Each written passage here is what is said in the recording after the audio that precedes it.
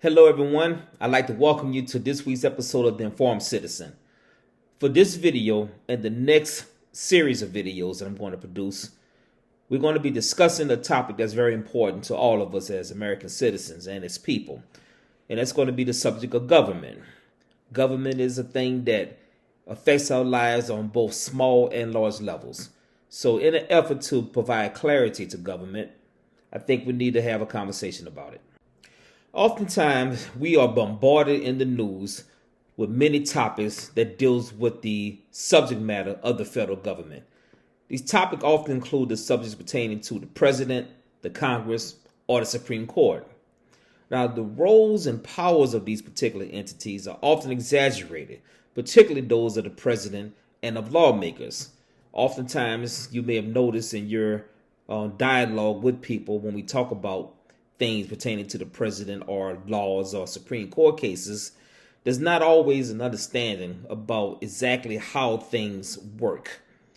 So this next series of videos, we're going to discuss government at three different levels. We're going to discuss it at the federal level, the state level, and the local level. The intent is to provide clarity to how government works and to give you a basis of understanding government when you're talking about these matters with either your family or with your co-workers or with just interested parties. Now, it is important for me, it's particularly as it relates to this channel, that if I'm going to try to present information, I want to do it based on legitimate sources.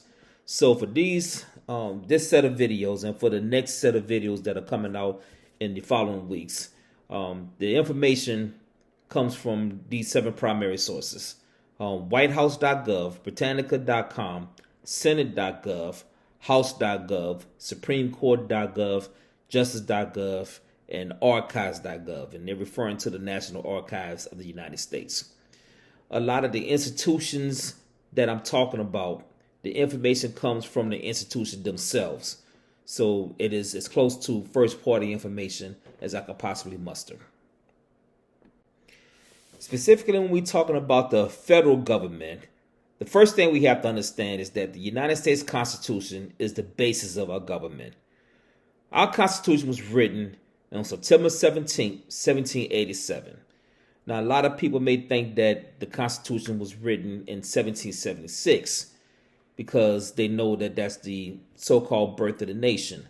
But that was when the Declaration of Independence was written. The Constitution itself, the actual document that prescribes how we are to conduct this nation of ours, was written nearly 10 years later in 1787, not 1776. The United States Constitution, as a document, contains 7 articles and 27 amendments. And underneath each of the articles are different sections. Now, for the purposes of this video and the upcoming videos, the first 3 articles are the ones we're really going to focus on. And those are the ones that prescribe the roles, authority, and the co-equal 3 branches of our government. And those branches involve the legislative branch, the legislative branch, the executive branch, and the judicial branch. Now, when thinking about the government, and particularly about the Constitution as it relates to how the government is going to be executed, we have to understand that there was a concept behind the institution of such. Now, there is great debate about whether or not the purported ideals of America is a true genesis of how America got started. It's a subject for a different day. However, before we get into the nuts and bolts of the Constitution as it relates to government, there's an introduction before we get to those things in the Constitution. That is the Preamble. And the Preamble sort of frames the purpose and the generalized concept going forward of how our government is going to work, how the nation is going to work, and the intent behind why we have the Constitution as it is. So the Preamble of the Constitution states that we, the people of the United States, in order to form a more perfect union, establish justice, ensure domestic tranquility, provide for the common defense, promote the general welfare, and secure the blessings of liberty to ourselves and our prosperity, do ordain and establish this Constitution of the United States of America.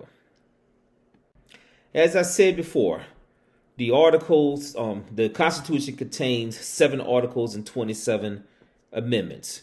Article 1 of the Constitution is the article that deals specifically with how the legislature and how laws are passed in the United States. Now, according to Article 1 of the Constitution, all legislative powers herein are granted shall be vested in the Congress of the United States, which consists of a Senate and the House of Representatives. So you may or may not have heard from earlier schooling or just conversation that what we have in America is a bicameral Congress. And as Article 1 has described, it simply states that Congress, or the lawmaking body of our government, is composed of 2 components. And one side is the House of Representatives, and on the other side is the United States Senate.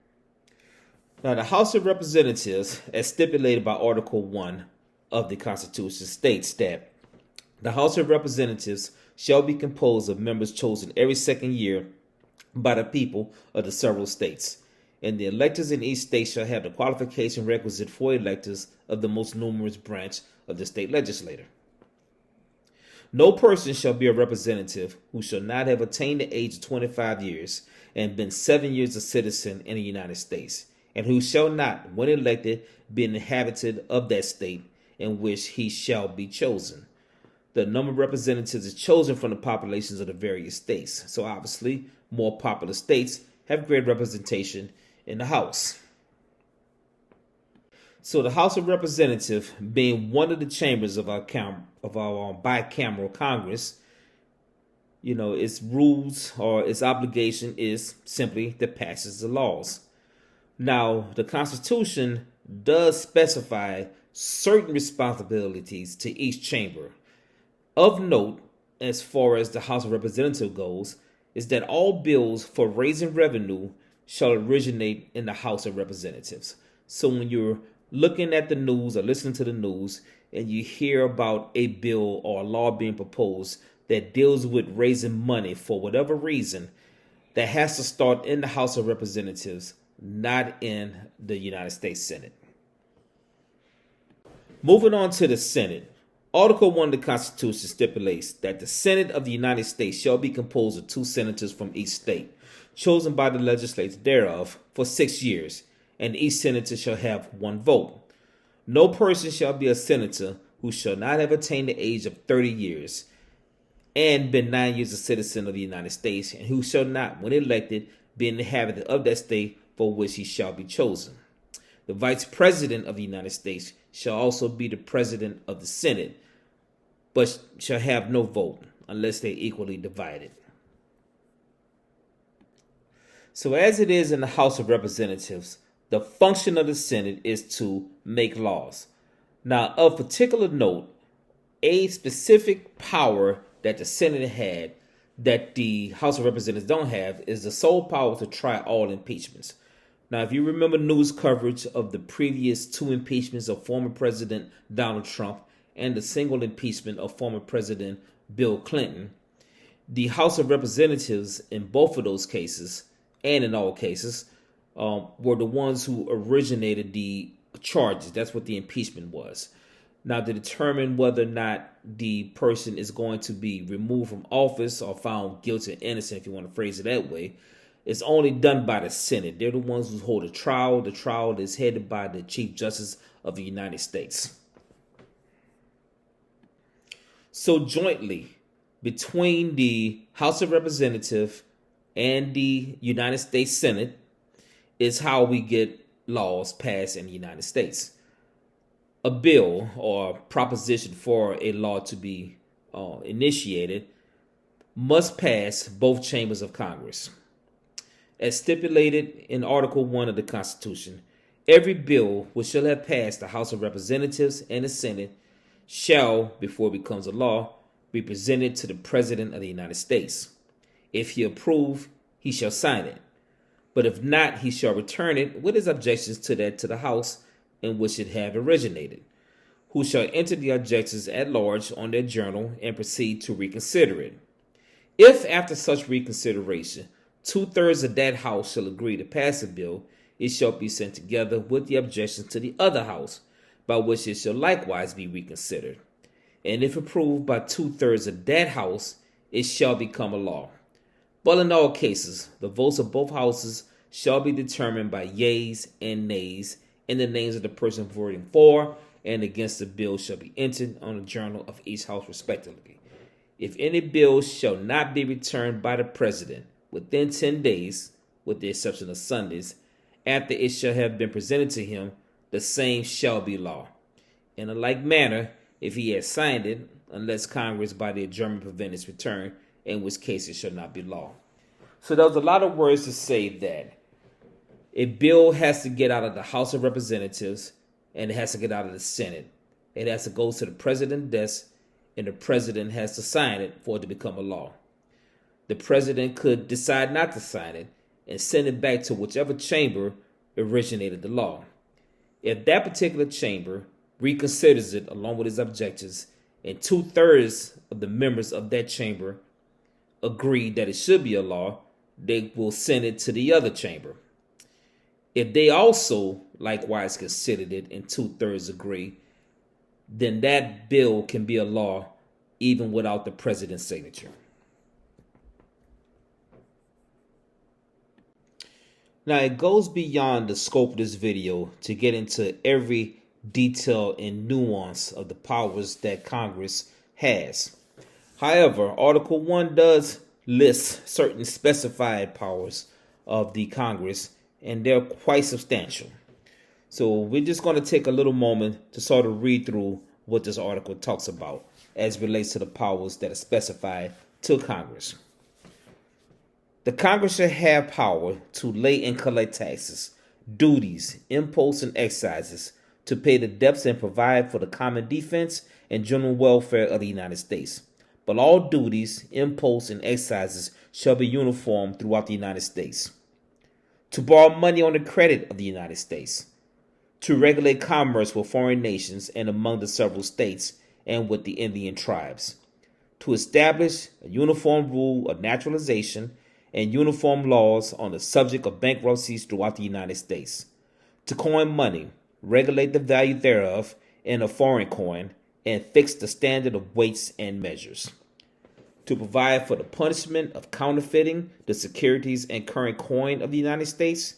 To establish post offices and post roads. To promote the progress of science and useful arts by securing for limited times to authors and inventors the exclusive rights to their respective writings and discoveries. To constitute tribunals inferior to the Supreme Court. To define and punish piracies and felonies committed on the high seas and offenses against the law of nations. To declare war, grant letters of marque and reprisal, and to make rules concerning captures on land and water. To raise and support armies, but no appropriation of money to that use shall be for a longer term than 2 years. To provide and maintain a navy, to make rules for the government and regulations of the land and naval forces, to provide for calling forth the militia to execute the laws of the Union, to suppress insurrections and repel invasions. To provide for organizing, arming, and disciplining the militia, and for governing such part of them as may be employed in the service of the United States, reserving to the states respectively the appointment of the officers and the authority of training the militia according to the discipline prescribed by Congress. To exercise exclusive legislation in all cases whatsoever over a district not exceeding 10 miles square as may, by secession of particular states, and the acceptance of Congress becomes the seat of the government of the United States, and to exercise like authority over all places purchased by the consent of the legislature of the state in which the same shall be, for the erection of forts, magazines, arsenals, dockyards, and other needful buildings, and to make all laws which shall be necessary and proper for carrying to execution the foregoing powers, and all other powers vested by this Constitution in the government of the United States, or any department or officer thereof. So in conclusion, you can see that the authority and power of the United States Congress to make laws is quite substantial, and it's quite impactful, and it's something that we should be mindful of to be engaged with and to pay attention to. Article 1 prescribes the manner, qualifications, and composition of the United States Congress. We learned today that bills must pass both chambers of the Congress and be signed into law by the President of the United States. And we also saw cases in which when the President does not sign the bill, that it can still become a law if passed by 2/3 of the House of Representatives and of the Senate. Now, the Senate.gov and House.gov can assist you if you go on their website to find out who your representatives are. Moving forward, hopefully knowing something about the legislative process will provide some clarity when you're engaged in dialogue and talking to people about things happening in the media as it relates to legal matters. Obviously, a video like this is not determined or instituted in order to make us lawyers or give us some real in-depth understanding of the law, but it does give us a general framework to understand the basis of how things operate on a federal level in our state. It's important to stay engaged and to know what's going on in our country. And it's also important to talk to those who are elected by us to represent us. We live in a Republican form of government. It's not a direct democracy. We do not decide on every issue that affects our national government. What we do is we elect people to act on our behalf, to execute our interests, and to do what's in the best interest of all of us. But, a lot of times because of the influence of money or other priorities, like the security of keeping a seat in Congress and maintaining power, dealing with lobbyists and other special interests, it's important that we, the people, seize the power that we have consented to these folks to hold them accountable. And one of the ways we do that is to contact our representatives, either in the Senate or in the House. A more powerful way of doing that may be to actually write them. Written correspondence may be something that is weightier and more impactful than just sending an email. But in either case, though, we have to communicate our grievances, our expectations, our disappointments, and what we want from our representatives, because it's our right and it's our duty as citizens. So until the next time, I encourage you to stay engaged and to stay informed. In the next video coming up, we're going to talk about the executive branch, Article 2, and specifically we're going to talk about the president and the role of the cabinets. Until the next time, thank you for joining me on the Informed Citizen. If you like what you heard today or are interested in more information such as this, please feel free to like this video and subscribe and turn on the notifications to be notified about upcoming videos. Thank you so much for your time. Have a great day.